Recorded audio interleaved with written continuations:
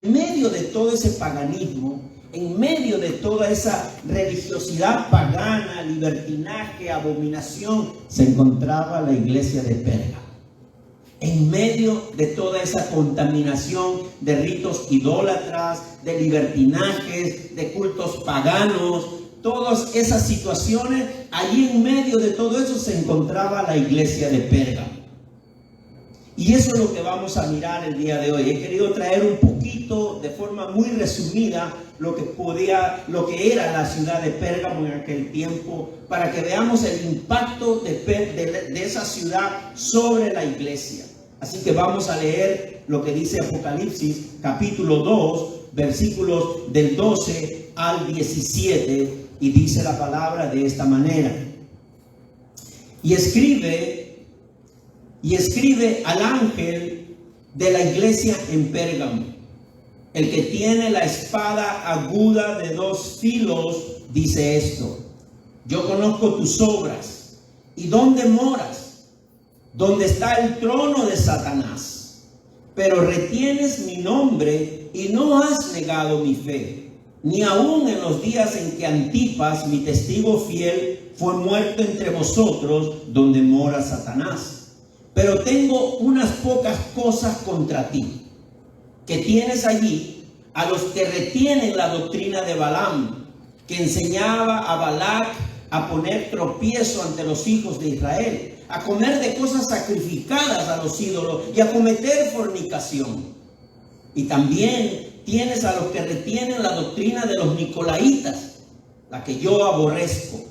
Por tanto, arrepiéntete, pues si no, vendré a ti pronto y pelearé contra ellos con la espada de mi boca. El que tiene oído, oiga lo que el Espíritu dice a las iglesias. Al que venciere, daré a comer del maná escondido, y le daré una piedrecita blanca, y en la piedrecita escrito un nombre nuevo, el cual ninguno conoce sino aquel que lo recibe. Palabra de Dios. Ese es el mensaje a Pérgamo. Ese es el mensaje a esta iglesia que estaba en medio de toda esa contaminación que ya les he explicado en breve. Entonces, ¿qué podemos ver como aspecto general en este pasaje? Que indudablemente las presiones de la cultura pagana, con todas sus ideologías, la influencia de las sectas, pueden afectar el testimonio de la iglesia que no está firme en la fe de Jesucristo, y pueden afectar a la iglesia que no está firme en la sana doctrina. Eso es lo que podemos ver en aspecto general. Es por eso que el que tiene la espada de 2 filos, le dice a la iglesia de Pérgamo, número 1, ¿qué le dice? En forma resumida vamos a ponerlo en 3 partes.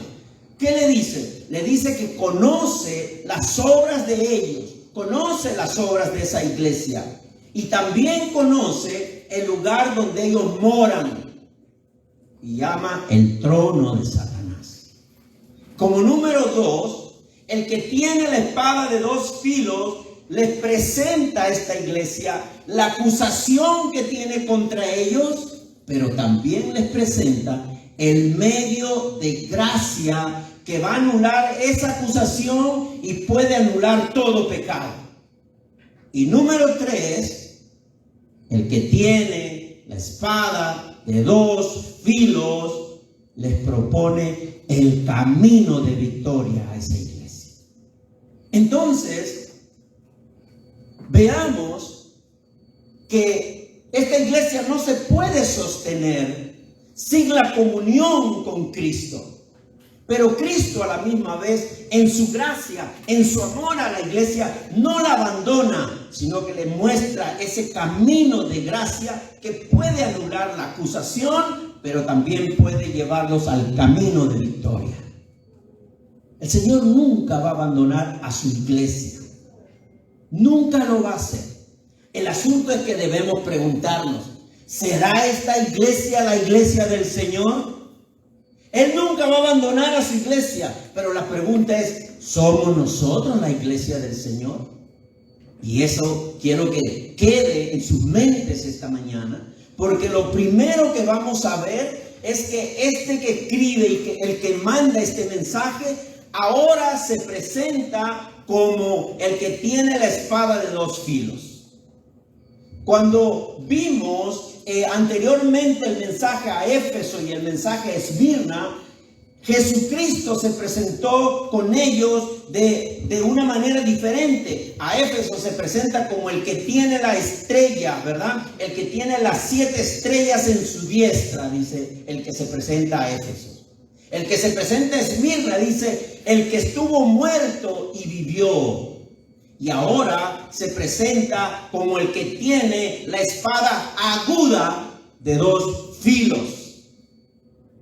Mi hermano, mi hermana, la pregunta sería esta mañana: ¿cómo debería presentarse Jesucristo ante nosotros esta mañana? ¿Cómo quiere usted que se presente? ¿Como el que tiene las 7 estrellas en su diestra? ¿Como el que estuvo muerto y vivió? ¿O como el que tiene la espada aguda de dos filos? ¿Cómo quiere que Jesús se presente a usted cada día? ¿De qué manera? Traigo esta pregunta porque todavía nos faltan 4 iglesias más, y a esas 4 iglesias se presenta de otras formas. Entonces, aquí todos sabemos que la palabra es la espada de dos filos, ¿verdad? Esa palabra, esa espada poderosa que penetra lo más profundo. ¿Qué dice, mi hermano, el libro de Hebreos? Vamos a mirar Hebreos. ¿Qué dice? Ciertamente, la palabra de Dios es viva y poderosa. Está hablando de la escritura, de toda la escritura completa. Es viva y poderosa y más cortante que cualquier espada de dos filos. Penetra hasta lo más profundo del alma y del espíritu, hasta las médulas de los huesos, y juzga los pensamientos y las intenciones del corazón. Esto es maravilloso, porque si realmente usted tiene un tiempo devocional de leer las escrituras, de sentarse una mañana, una tarde, una noche, tomándose un té o tomándose un café con su palabra, abriendo cualquier texto bíblico que usted quiera, esto es lo que debe producir en usted si realmente usted tiene esa comunión directa con la palabra. Realmente cuando usted lee las escrituras en su tiempo devocional, en su tiempo íntimo, en su comunión con el Señor, realmente esa palabra es poderosa y cortante que cualquier espada. Realmente es lo que usted está leyendo, poderoso y cortante. Realmente lo que usted está leyendo entra y penetra en lo más profundo de su alma y de su espíritu. Realmente llega hasta la médula de sus huesos y también juzga sus pensamientos y las intenciones del corazón. Eso debe producir en cada uno de nosotros que leemos la palabra de Dios. Porque si no produce eso, entonces ¿de qué espada estamos hablando? ¿Cuál es la utilidad de la palabra de Dios para mi vida si no produce nada de estas cosas? Y el que se presenta a la iglesia de Pérgamo se presenta como la espada de dos filos. ¿Por qué? Porque si hablamos de las escrituras, hablamos del evangelio. Siempre lo hemos dicho. Podemos leer todos los libros del Antiguo Testamento, pero bajo los lentes cristocéntricos. Si no, nos vamos a desviar de lo que es la revelación completa de Dios y nos vamos a convertir en judaístas. Vamos a dejar de ser cristianos para ser judaístas. Pero si leemos el Antiguo Testamento, desde Génesis hasta Malaquías, con los lentes de Jesucristo, estamos leyendo la revelación completa del Señor. Por lo tanto, lo que vemos aquí es que el evangelio de Jesucristo es también la espada de dos filos. Amén. Amén, gloria a Dios. Es la espada de dos filos. Es la palabra misma de Jesucristo. Las escrituras son el evangelio es la palabra misma de Jesucristo. Y por lo tanto, como es la palabra misma de Jesucristo, puede penetrar hasta lo más profundo del corazón del hombre. Por supuesto, bajo la obra del Espíritu Santo. ¿Qué dice Juan capítulo 8? Dice: Jesús se dirigió entonces a los judíos que habían creído en él y les dijo: si se mantienen fieles a mis enseñanzas, serán realmente mis discípulos y conocerán la verdad, y la verdad los hará libres. Toda la Escritura es la verdad. Génesis hasta Apocalipsis es la verdad, pero se convierte en verdad en Jesucristo, porque Él es la verdad, porque todo está centrado en Él, porque todo está manifestado en Él. Y conocemos a Jesucristo, conoceremos la verdad, y la verdad nos hará libre. Gloria a Dios. ¿Cuántos dicen amén? Den un aplauso grande al Señor. Bendito eres, Señor. La palabra de Jesucristo, que es el Evangelio, es poderosa y tiene doble filo. Nosotros usamos, nuestras esposas usan los cuchillos, ¿verdad?, para cocinar. Bueno, tiene solo filo por un lado, porque si tuviera por dos lados sería peligroso, ¿verdad? Pero la palabra de Jesucristo tiene dos filos, tiene doble filo. ¿Sabe por qué? Porque con uno es para salvar y con otro es para juzgar.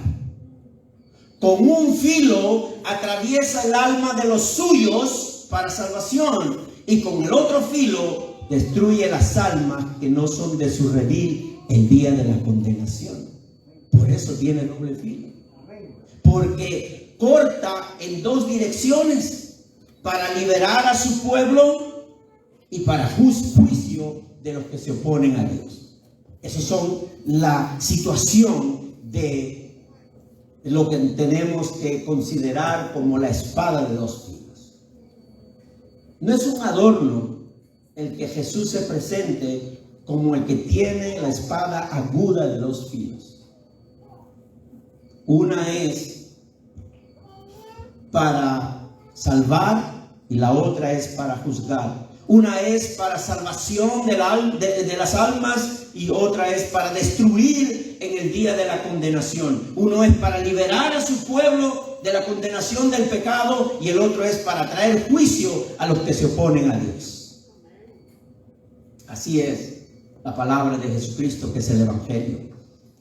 Sigamos avanzando. ¿Qué dice el versículo 13?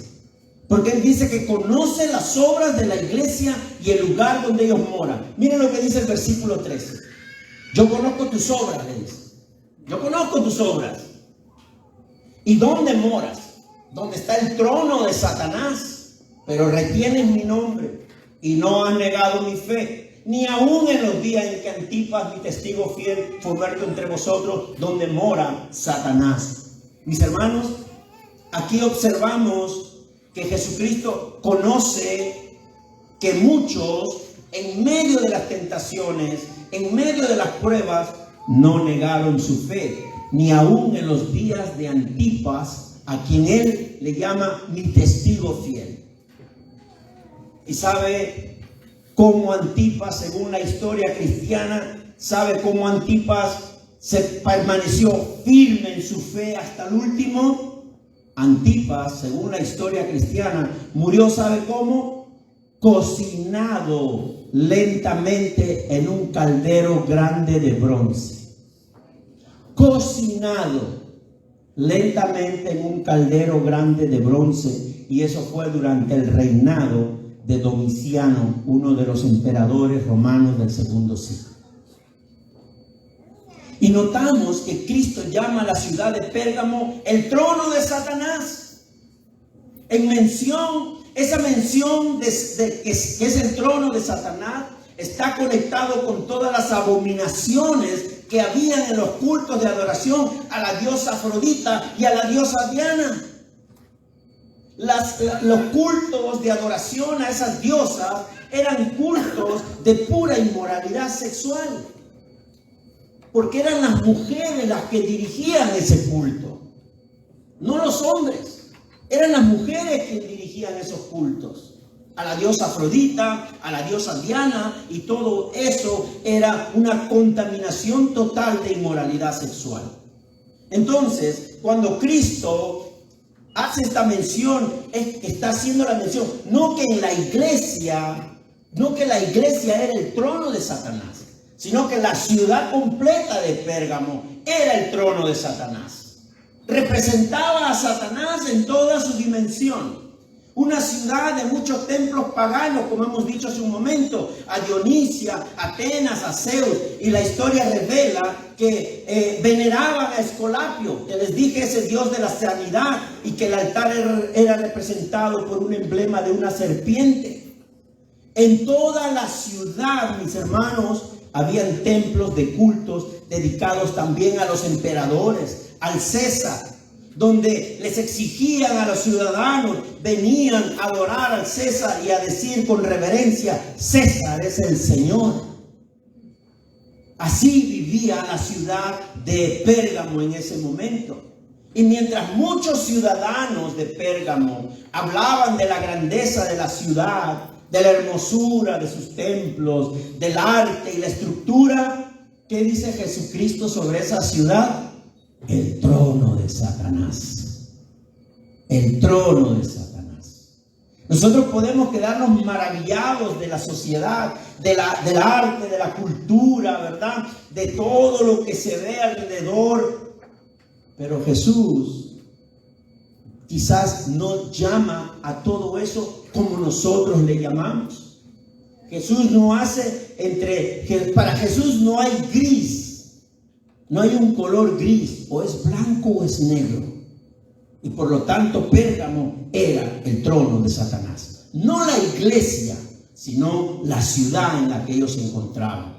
Y por eso Jesucristo reconoce en su mensaje que muchos creyentes de Pérgamo, aún en medio de la persecución, de la contaminación, de la presión, de la idolatría, esos dioses paganos, no llegaron a negar su fe y retuvieron el nombre de Jesucristo. Eso era lo que Jesús estaba reconociendo de la iglesia de Pérgamo. Pero no solamente reconoce eso, sino que también pone una acusación sobre ellos. Hasta ahora, de las iglesias que hemos visto, que nos relata el capítulo 2 de Apocalipsis, solo la iglesia de Mirna no tenía ninguna queja de parte de Jesucristo, por ahora.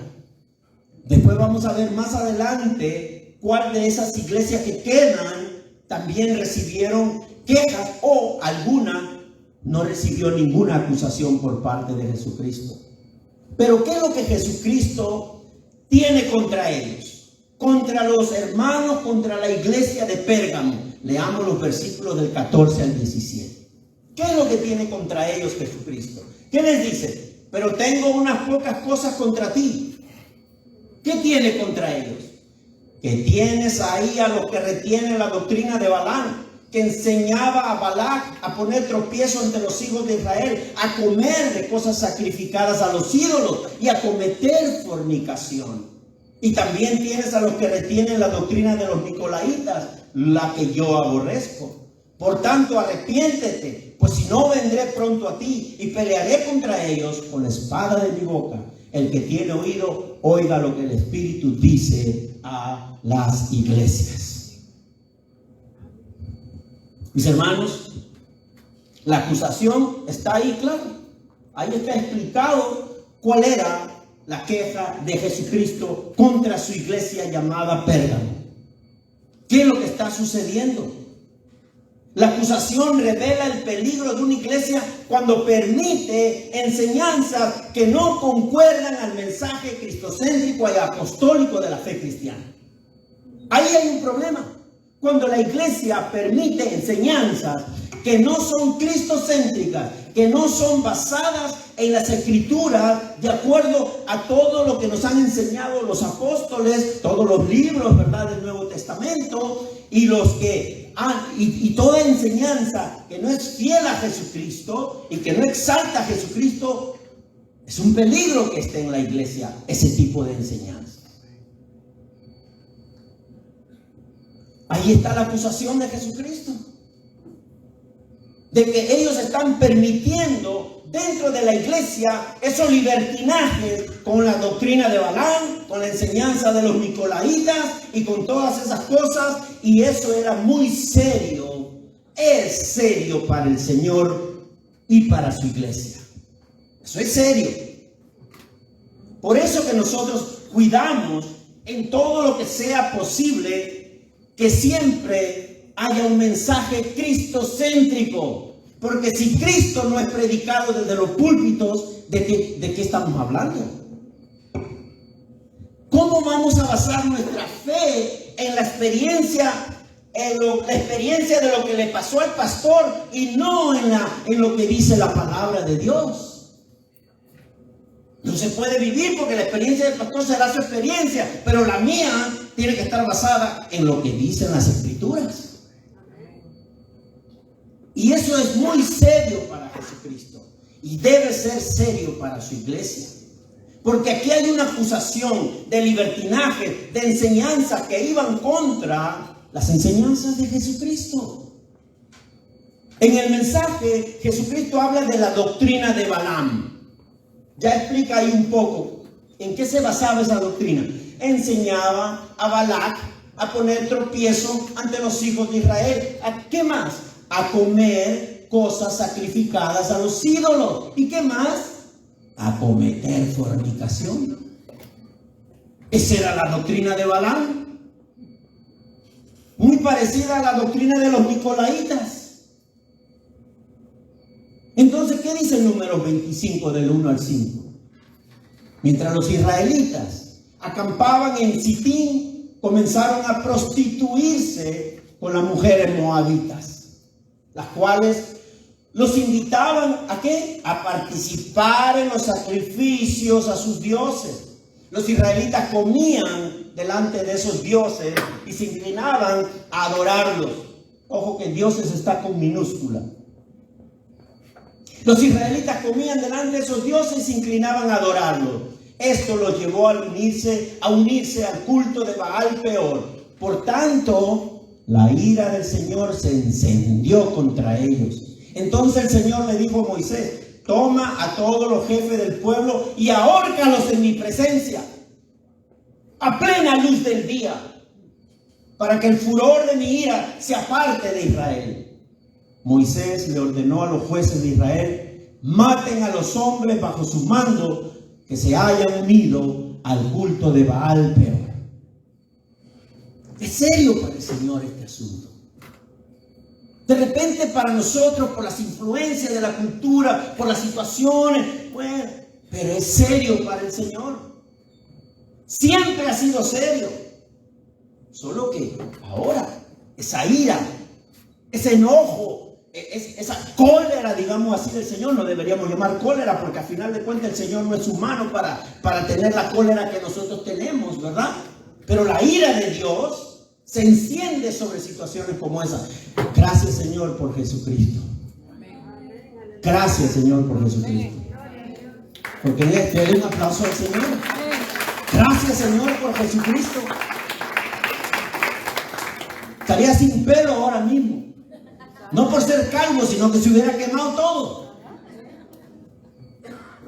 Mis hermanos, Balaam aconsejó a las mujeres madianitas y moabitas a desviar a los israelitas de la obediencia a Dios y hacer esa alianza con lo mundano.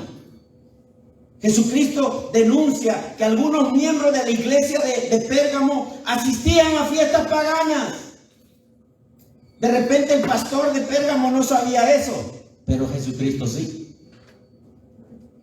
De repente el pastor no tiene tampoco que estar yendo, como yo siempre digo, a mí usted no me va nunca nunca va a tener una opinión sobre mí de que yo estoy detrás de los hermanos como un supervisor, ¿verdad? Como un guardián, como un policía. Esa no es mi misión. Cada uno tiene su misión. Si usted me invita a su casa, yo no voy a abrir la nevera en su casa. Cada uno es responsable. Por eso que este mensaje es para mí y para cada uno de ustedes. Para cada uno de ustedes. Jesús sabía que muchos miembros de la iglesia asistían a fiestas paganas. Muchos de ellos participaban de inmoralidades, porque los banquetes que se daban, esas inmoralidades eran parte de los banquetes que se daban. Así que el que estaba en Pérgamo orando, alabando a Cristo, después del culto, se iba a estos templos a comer comidas sacrificadas a esos dioses y a celebrar el gran banquete que tenía todo completo. Todo completo. Mujeres no entran, solo los hombres. Mis hermanos, lo mismo que había sucedido con los hijos de Israel en los días de Balaam, estaba sucediendo en Pérgamo con la influencia de las enseñanzas, no solamente de Balaam, sino también las enseñanzas de los nicolaítas. La enseñanza de los nicolaítas, que Jesús mismo dice: yo aborrezco la enseñanza de los nicolaítas. ¿Qué hacían los nicolaítas? Usaban, entre comillas, la libertad cristiana. Ojo, preste atención. Usaban, entre comillas, la libertad cristiana como pretexto. Como pretexto para inducir a algunos creyentes al pecado ¿de qué? De idolatría, de iniquidad, de impureza moral y de todo lo que encierra la inmoralidad, convenciéndolos de ese dualismo platónico. Sí, porque las ideologías son tremendas. Ahora tenemos que las ideologías que está flotando en el aire, ¿cómo se llama? Identidad de género, ¿no? Identidad de género. Ponte tu pañuelo verde porque necesitamos defender la identidad de género. Saquen tus letreros, todos vamos a luchar contra la identidad de género. Derecho para los que queramos ser lo que nos dé la gana. Mis hermanos, las ideologías en ese momento, ¿verdad?, estaban convenciendo a muchos al dualismo. ¿A qué se refiere eso? Ese dualismo platónico, que era un dualismo filosófico, ¿verdad?, que aseguraba que el alma de una persona sirve, pero el cuerpo no.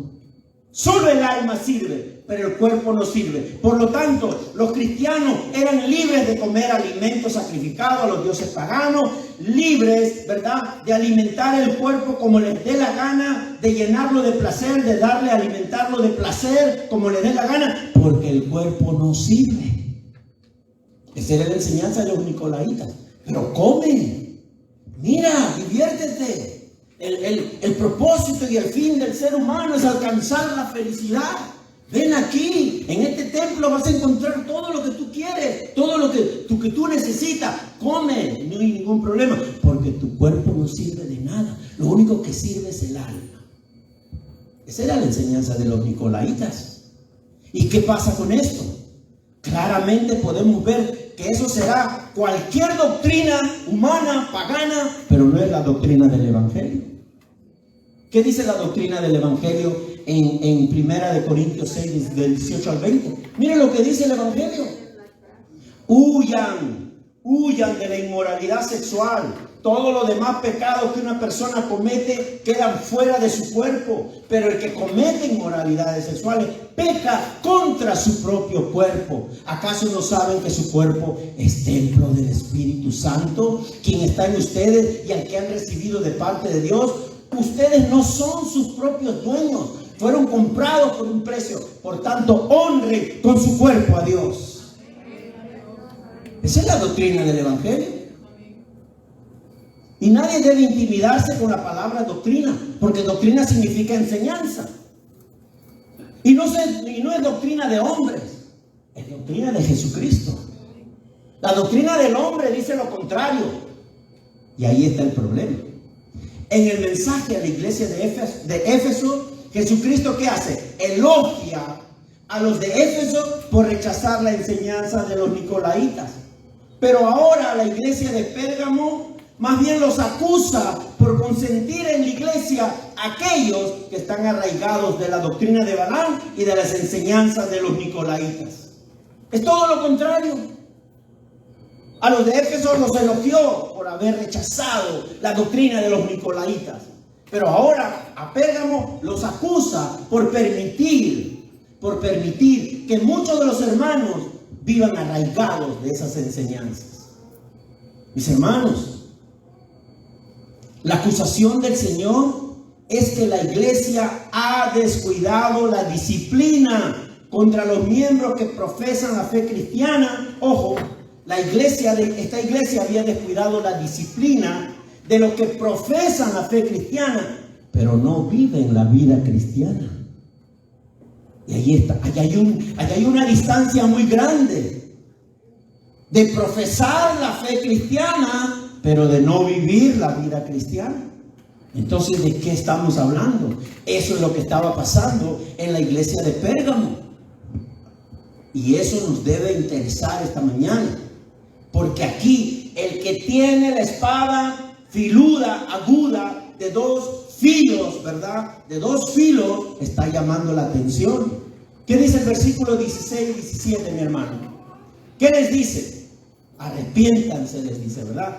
Tienen que arrepentirse. El 16 dice, por tanto, arrepiéntete, pues si no, vendré a ti pronto y pelearé contra ellos con la espada de mi boca. El que tiene oído, oiga lo que el Espíritu dice a las iglesias. ¿Hay oídos en esta mañana? Dígame por lo menos, mis hermanos, este día. Gracias, Karina. Mis hermanos, aquí notamos que el que tiene la espada aguda de dos filos, por amor a su iglesia, provee el medio de gracia que tiene poder para anular la acusación y para perdonar a los pecadores. ¿Qué le dice? Arrepiéntete. Es un medio de gracia. Él no tiene la obligación de decirte, arrepiéntete. Él te puede volar la cabeza y se acabó el problema. Pero como ama a su iglesia, le dice, arrepiéntete. Todavía hay oportunidad de arrepentirse. Todavía. ¿El arrepentimiento qué es? Usted se ha puesto a pensar, ¿qué realmente es el arrepentimiento? ¿Qué significa un arrepentimiento sincero? Yo sé que son las mujeres las que están más preocupadas de eso. Por lo menos las esposas. Las esposas son las que más se preocupan de saber con exactitud si el esposo se arrepintió de verdad. No, pastor, pero es que si yo lo perdono, pastor, otra vez me va a hacer lo mismo. Pero mi hermana ya se arrepintió. No, pues usted le creyó, pero yo no. ¿Qué hacemos? ¿Qué es el arrepentimiento? Porque el Señor demanda que se arrepientan. ¿Y qué es el arrepentimiento? El arrepentimiento es ese medio de gracia oportuno para la iglesia de Pérgamo. Era necesario que pasaran por el arrepentimiento. Era su esperanza, era su salida, era la solución a su problema. Y ahora, ¿qué significa arrepentimiento? Hacer un U-turn. ¿Qué pasa con usted cuando ve una señal que dice U-turn? ¿Qué hace usted? Volver otra vez, ¿verdad? Mayormente los U-turn aquí es que obligado tú tienes que volver para el otro lado. Y si no haces caso a tu GPS, ¿qué pasa? El GPS no te deja tranquilo. Y sigue, ¿verdad? Hasta que tú des la vuelta. El arrepentimiento es hacer un U-turn. De la oscuridad a la luz. De la oscuridad a la luz. Por la tristeza a causa del pecado. Vamos a ver algunos versículos bíblicos. ¿Qué significa entrar en ese estado de arrepentimiento? Segunda de Corintios 7:10. La tristeza que proviene de Dios. Si tú has pecado o hemos pecado y ocurre una tristeza en nuestro corazón a causa de ese pecado, mira lo que dice la palabra. La tristeza que proviene de Dios produce el arrepentimiento que lleva a la salvación, de la cual no hay que arrepentirse, mientras que la tristeza del mundo produce la muerte. Mis hermanos, arrepentirse es volver a Dios. Arrepentirse es darse la vuelta. Arrepentirse es retornar como el hijo pródigo cuando volvió a su padre contrito, humillado, sin condiciones y con un compromiso renovado de fidelidad y lealtad. Eso es arrepentimiento. Volver al Señor de manera humilde, sin condiciones, desarmado completamente, porque la tristeza que embarga mi corazón a causa de ese pecado me lleva al arrepentimiento. Así que, esposo, cuando usted se sienta triste, demuestre a su esposa que está triste por lo que le dijo, para que estén tranquilas. Si no, no le van a creer. ¿Qué dice Hechos 26:20? Al contrario, comenzando con los que estaban en Damasco, siguiendo con los que estaban en Jerusalén y en toda Judea, y luego con los gentiles, a todos les prediqué que se arrepintieran y se convirtieran a Dios, y que demostraran su arrepentimiento con sus buenas obras. Si me he arrepentido, estoy llamado a corregir. Si me he arrepentido, me debe llevar a buenas obras, a una conducta que ha cambiado totalmente, a un cambio de pensamiento, a un cambio de corazón, una transformación verdadera. La iglesia debe arrepentirse. Ahora nos vamos a Pérgamo nuevamente. La iglesia debe arrepentirse. ¿Por qué? Por permitir que algunos se desvíen de la sana doctrina, que es la revelación cristocéntrica y apostólica de las Escrituras. Se habían desviado algunos. Y el llamado de arrepentimiento a la iglesia debía revelarse ¿cómo? Con el ejercicio de la disciplina bíblica contra los culpables. Porque si la iglesia se arrepentía, tenía que aplicar la disciplina. El arrepentimiento, estoy triste porque me he dado cuenta que he pecado. Me arrepiento, pero mi arrepentimiento me debe llevar a obras buenas delante de Dios. Y la obra que debía hacer la iglesia de Pérgamo era implantar la disciplina, aplicar la disciplina contra los que habían pecado públicamente.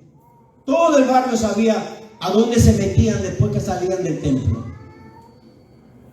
Mis hermanos, mis hermanas, disciplina bíblica estoy hablando. Disciplina bíblica, que también es un medio de gracia. Un medio de gracia que puede traer un gozo, una paz en esa iglesia. ¿Por qué? Porque es un medio de gracia para salir de la corrupción y de la condenación. La disciplina bíblica nunca, óigame bien mi hermano, aquí lo hemos hecho y lo seguiremos haciendo. Acá hay disciplina por si acaso. La disciplina bíblica tiene el propósito de restaurar al hermano o a la hermana. No tiene el propósito de destruirla o despreciarla. Por eso que acá usted no va a encontrar una silla vacía y al último donde se sientan solamente los disciplinados. Si alguien viene de una iglesia así, por si acaso el hermano Ismael, Kiria, ninguno de ellos están disciplinados por si acaso. Algún día estarán, depende de ellos. Mis hermanos, la disciplina bíblica no tiene el propósito de destruir, ni de tampoco despreciar a los hermanos. Porque el que tiene la espada aguda de dos filos tiene también doble propósito en su exhortación de arrepentimiento y disciplina. Primero, para proteger a la iglesia de las falsas doctrinas. Tiene que haber disciplina. Disciplina en la enseñanza también. ¿Qué quiere decir eso? Primera de Timoteo 1. Pablo le exhorta a Timoteo. En el capítulo 1, ¿qué le dice? A partir para Macedonia te encargué que permanecieras en Éfeso y les ordenaras a algunos supuestos maestros que dejen de enseñar doctrinas falsas y de prestar atención a leyendas y genealogías interminables. Esas cosas provocan controversia en vez de llevar adelante la obra de Dios, que es por la fe. Debes hacerlo así para que el amor brote de un corazón limpio, de una buena conciencia y de una fe sincera. Pablo le exhorta a Timoteo que cuide, que no entre en falsas enseñanzas, que no entren en ese tipo de enseñanzas donde lo que se termina ahí es haciendo un cuento. Entretiene, claro que entretiene. Puede pasarse una hora, pero como entretiene nadie se da cuenta. Pero cuando traemos una verdadera palabra de sana doctrina, estamos locos por irnos. Yo soy malo para hacer chistes, ustedes lo saben. Alguno me ha dicho, tienes que coger estrategias de chistes para que tengas al pueblo ahí atento. De repente ayudarlo, pero los chistes míos en realidad son experiencias verdaderas, terminan siendo chistes. Esa es la primera razón que Cristo llama a la iglesia al arrepentimiento. Primero, la disciplina contra lo que está ocurriendo ahí adentro. Primero, para proteger a la iglesia de las falsas doctrinas. Y segundo, para el bienestar de la persona disciplinada.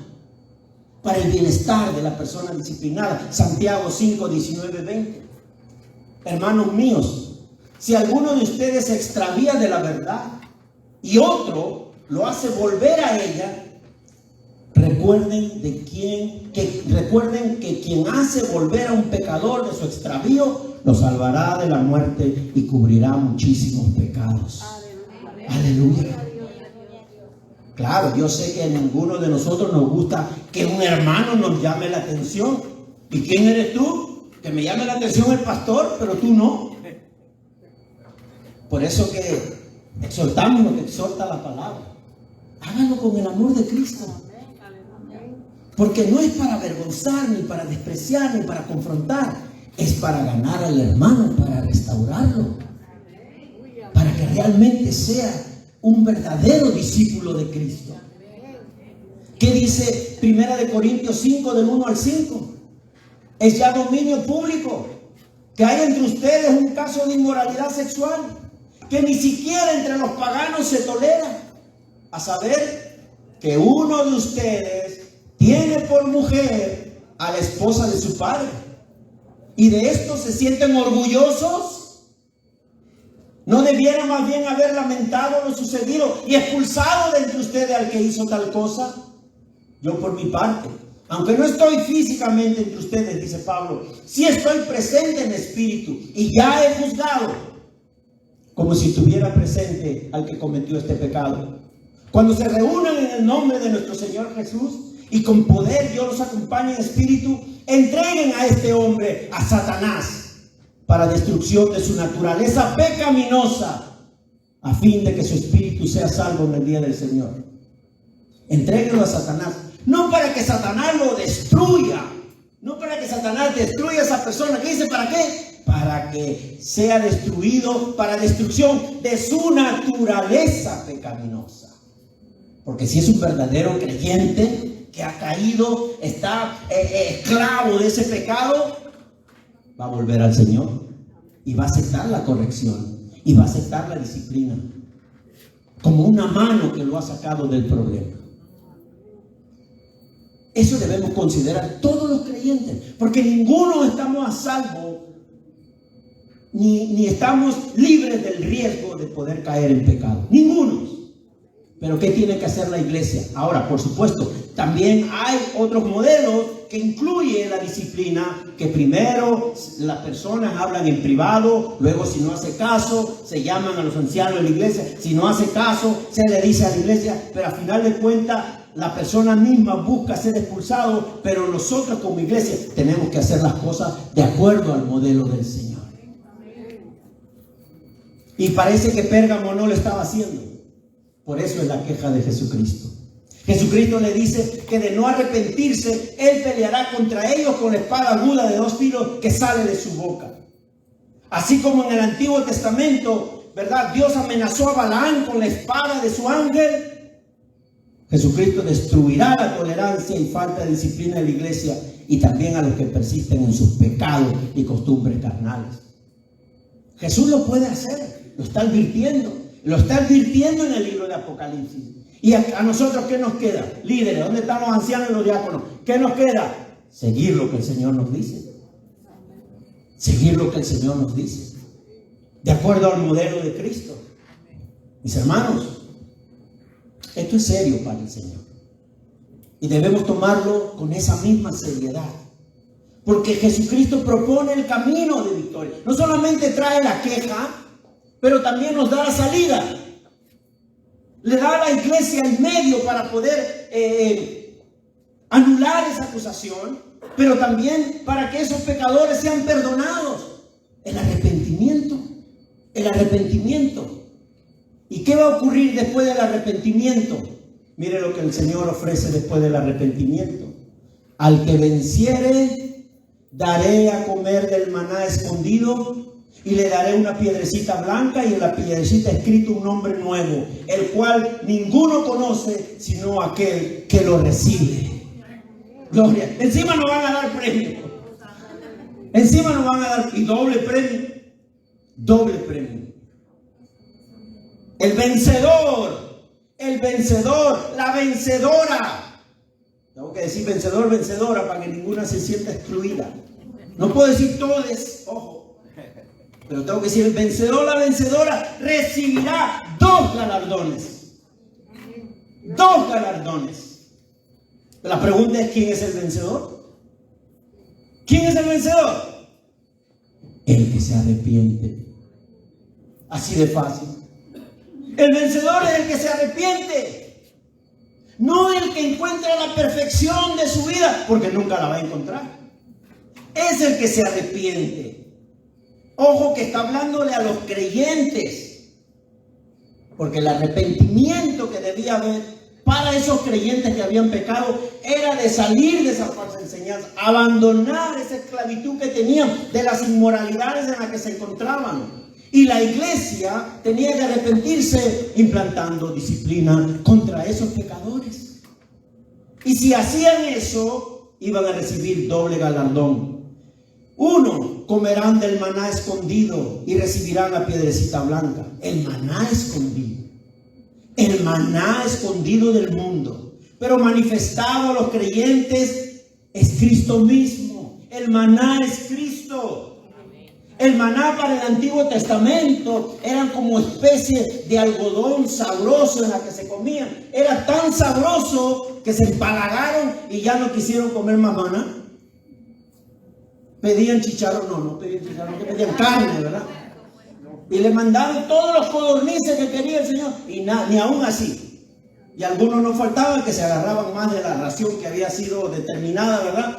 Y de nada les servía porque se les podría en cada uno de sus casas. Mis hermanos, el maná es Jesucristo. ¿Qué dice el siguiente versículo? Nuestros antepasados, dice Jesús, comieron el maná en el desierto, como está escrito, pan del cielo les dio a comer.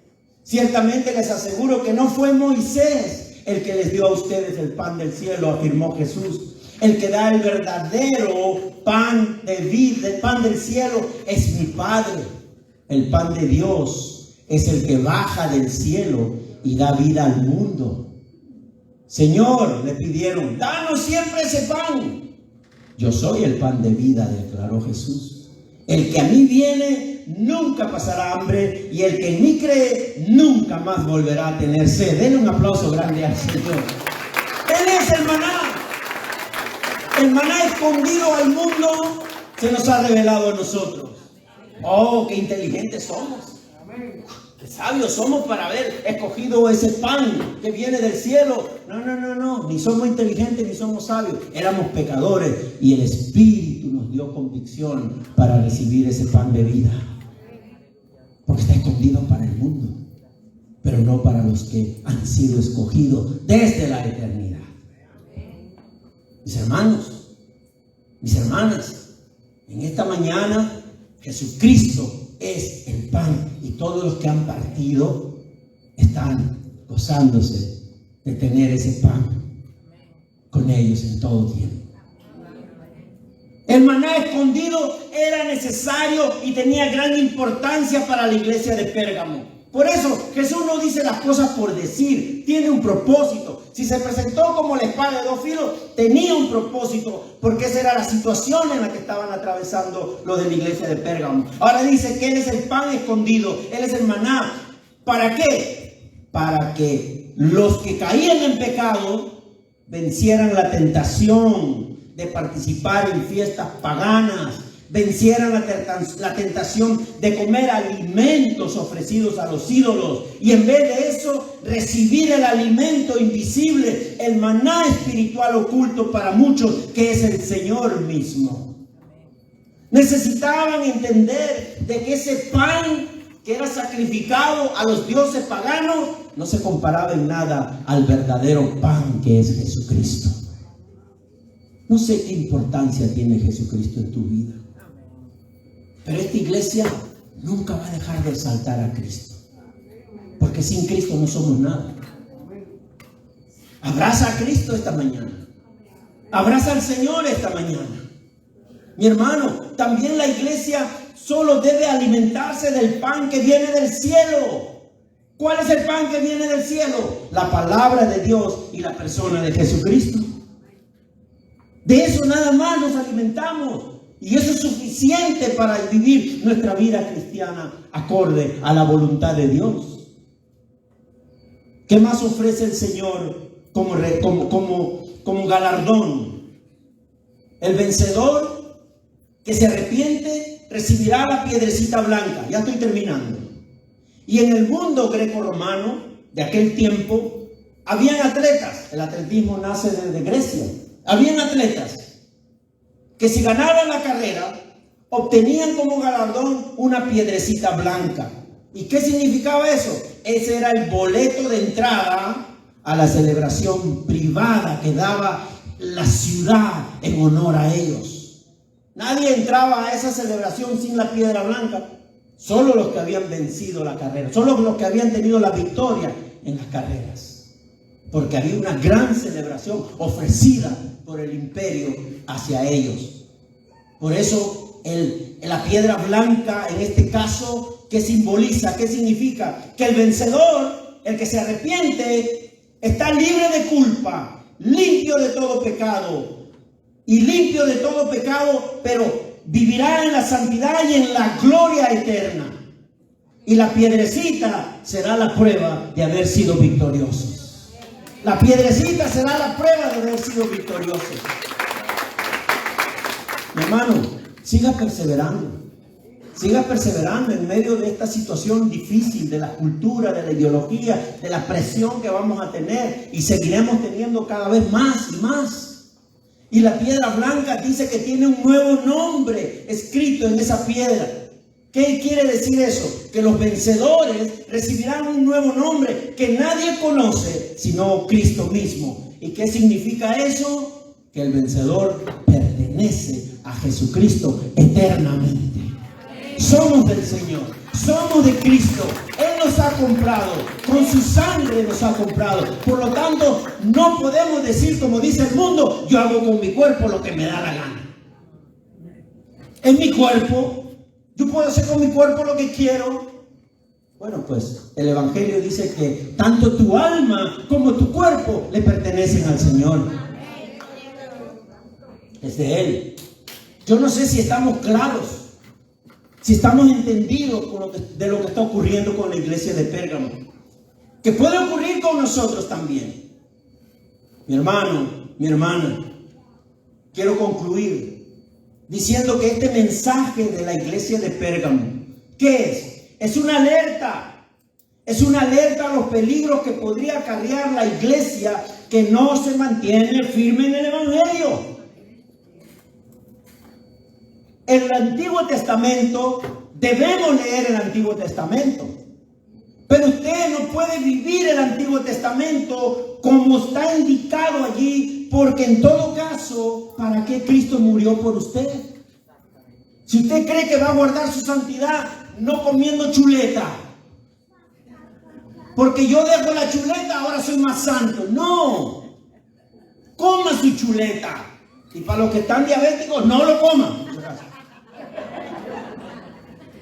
Pero el problema no es la chuleta, el puerco, el chicharrón. Eso era una enseñanza de Dios para su pueblo, para que ellos entendieran que tienen un Dios 3 veces santo. Y que solo podemos presentarnos delante de ese Dios santos y perfectos. Pero como no podemos ser santos y perfectos, Él envió a Jesucristo a venir al mundo para que Él sea nuestro intermediario, el redentor de nuestras vidas, el santo perfecto, el Cordero de Dios. Mi hermano, esta es una alerta a nuestra iglesia. Que cuidemos el Evangelio, que seamos entendidos en la doctrina cristocéntrica y apostólica y que seamos fieles al nombre de Jesucristo.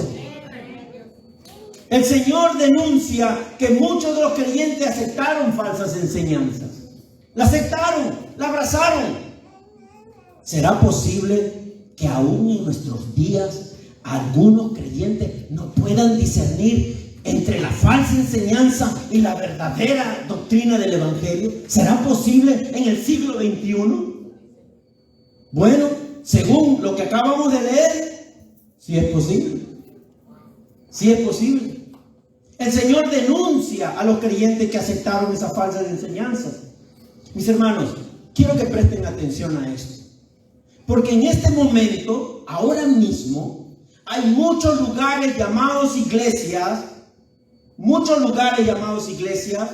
donde el Evangelio de Jesucristo está siendo reemplazado por el pseudo Evangelio de la prosperidad. En este momento, hay muchos en este momento que están, que tanto que le rascan la oreja, están súper contentos de escuchar que ya pronto el Señor le va a devolver todo lo que el diablo les ha quitado por la pandemia. Me va a traer un carro nuevo, una casa nueva, un yate nuevo, todo nuevo. Un marido nuevo también me va a traer.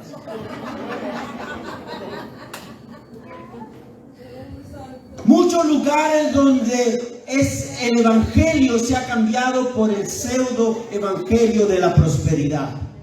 ¿Y qué asegura el pseudo evangelio de la prosperidad? Usted pruébelo, compruébelo. Yo lo reto a que usted vaya uno de esos días a esos lugares para que me traiga las notas. ¿Qué es lo que ofrece el evangelio de la prosperidad? El pseudo evangelio de la prosperidad. ¿Qué ofrece? Que solo los que tienen verdadera fe son los valientes que arrebatan el cielo. Solo los que tienen verdadera fe son los valientes que arrebatan el cielo. Y son los que atan al diablo en la tierra. Solo los que atan al diablo en la tierra alcanzarán la prosperidad económica. ¿Y los pobres dónde quedan? Los pobres. Para los pobres el evangelio de la prosperidad tiene este mensaje. Si son pobres económicamente o se enferman, es porque no tienen suficiente fe. Mis hermanos, yo les he preguntado a algunos de ellos, que tengo amigos que yo trato de hablarles un poco sobre lo que es el Evangelio de Jesucristo. Pero yo les he preguntado a ellos cuando me traen esos mensajes, les digo, ¿en qué parte de la Biblia dice eso? Y todos coinciden con Mateo 18:18. Todos coinciden con Mateo 18:18. ¿Qué dice Mateo 18:18? Mire que solamente he puesto el versículo 18. ¿Qué dice? De cierto os digo que todo lo que atéis en la tierra será atado en el cielo, y todo lo que desates en la tierra será desatado en el cielo. Ata al diablo. Si tú lo atas al diablo, lo tienes ahí prisionero, písale la cabeza al diablo. Mateo 18 lo dice. Todo lo que ates en la tierra será atado en el cielo. Y es el diablo el que hay que atarlo. O sea, lo interpretan como que este es un pasaje para atar al diablo. Pero yo quiero invitarlos a que leamos unos versículos anteriores. Ponme el que sigue, mi hermano. Mateo 18, del 15 al 20. 3 versículos anteriores, 2 versículos después. ¿Qué dice? Por tanto, si tu hermano peca contra ti, ve y repréndele estando tú y él solos. Si te oyere, has ganado a tu hermano. Mas si no te oyere, toma aún contigo a uno o dos, para que en boca de 2 o 3 testigos conste la palabra. Si no los oyere a ellos, dilo a la iglesia. Y si no oyere a la iglesia, tenlo por gentil y publicano. De cierto os digo que todo lo que atéis en la tierra será atado en el cielo, y todo lo que desatéis en la tierra será desatado en el cielo. Otra vez os digo que si 2 de vosotros se pusieren de acuerdo en la tierra acerca de cualquier cosa que pidiere, le será hecho por mi Padre que está en los cielos, porque donde están 2 o 3 congregados en mi nombre, allí estoy en medio de ellos. ¿De qué está hablando Jesucristo? ¿De atar al diablo? Está hablando de perdonarse, de disciplinar al hermano. Está hablando de la disciplina en la iglesia, del perdón entre los hermanos, de restituir al hermano. No está hablando de atar al diablo. Entonces, Eso es lo que nos debe preocupar a nosotros en esta mañana. De que hay tantos mensajes que suenan bien. ¿Quién no quiere atar al diablo? Yo también quisiera atar al diablo, pero no puedo, es imposible atar al diablo. Es imposible atar al diablo. Mis hermanos, entonces tengamos cuidado. Por eso vino el reclamo de Jesucristo a la iglesia de Pérgamo. Justamente por eso, porque en la iglesia de Pérgamo algunos profesaban la fe, pero no vivían la vida cristiana.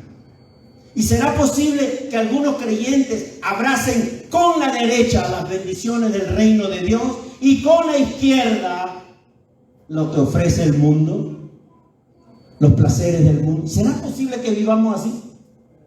Aquí está mi Dios y el reino de los cielos, pero aquí está lo que me trae placer, alegría y me siento bien con los dos.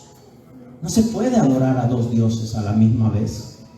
Mis hermanos, R.C. Sproul, ¿qué dice? Miren lo que dice R.C. Sproul. No es suficiente llamarse cristiano, profesar la fe y no vivir la vida cristiana, o vivir como vive la gente sin Cristo. Resistir la tentación en una sociedad pagana es difícil. Resistir las tentaciones del diablo es más difícil. Pero Jesucristo demanda que su iglesia sea pura y su santuario santo.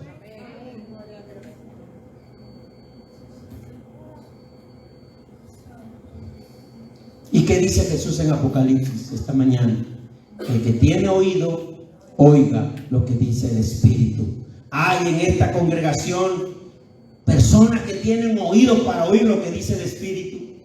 Hay en esta mañana. Realmente hemos entendido lo que dice la palabra de Dios para esta iglesia llamada Comunidad de Fe.